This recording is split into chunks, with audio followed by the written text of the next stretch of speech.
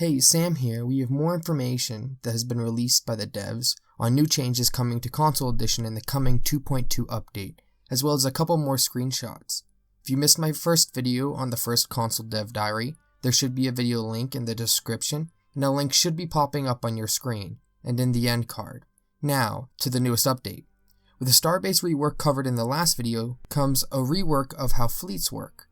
The introduction of a fleet manager is a big deal and simplifies curating your fleets.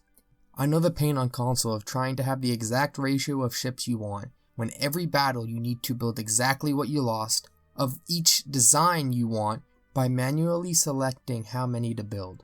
Well, with the fleet manager, you can set a fleet to have a given amount of ships, and after each battle you can click reinforce and automatically the ships you need are built. You can also set a home base, where your fleet will return to, which can help with upkeep by having special bases that lower upkeep.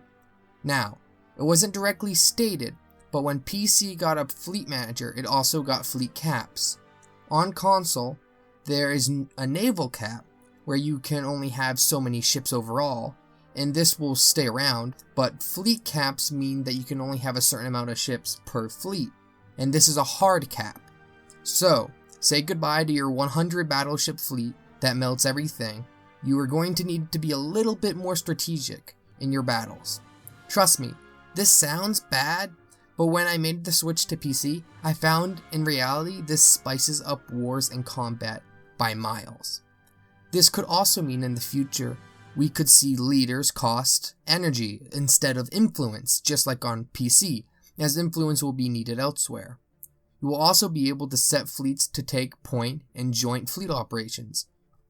All around, the Console Stellaris community will have a much more dynamic war experience. Now, fleets aren't the only news we got yesterday. Plans are getting completely reworked and trade value is being brought into the game, implying piracy, real piracy, is coming to console. Trade can be used to produce energy and many other resources, making it a valuable resource. In these screenshots in the top right, you will see the Corporate tab. Yes, that means what you think it does. Megacorp is all but guaranteed for console coming this update. On PC, Synthetic Dawn, Humanoids, Apocalypse, and Distant Stars all dropped before Megacorp, which means it's very possible all of these DLCs are dropping with the update. This is massive news. On top of this, the planet system is being completely redone, with tiles being replaced with districts and buildings. Districts produce housing and jobs that produce resources, and each planet has a unique amount of each kind of district, making world specialties a reality similar to how sci-fi like Halo, where there are worlds that focus on research and others on agriculture. Buildings make jobs that produce resources. One of these resources is called amenities, which has been confirmed in this announcement. Amenities are like consumer goods, which we covered in the last video, but they aren't a resource like consumer goods. They simply keep unrest low, and when they are negative you may have a revolt.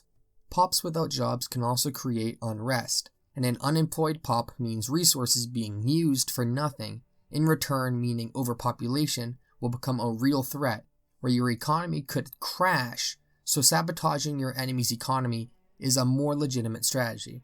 This also means that planets won't be capped at 20-some pops, but will be able to easily hold 5 times that amount.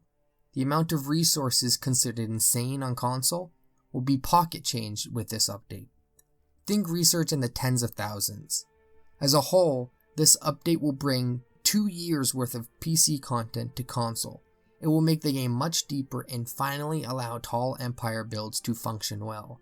The devs plan to update the community regularly, so if you want to stay up to date, subscribe as I'll be releasing info as it comes out, and explain what it means for console using my experience playing console and switching to PC, enabling me to easily point out what is important. If you missed the first video I mentioned earlier in the video, click the link on the screen now and get up to date on some big changes you missed.